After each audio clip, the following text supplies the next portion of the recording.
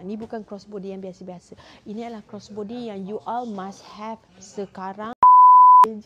Sis, yang ini cantik gila. Yang ini sis, fossil leather warna pink ni cantik. Warna pink, ada warna hijau apple, warna hitam. Oh, this is so nice.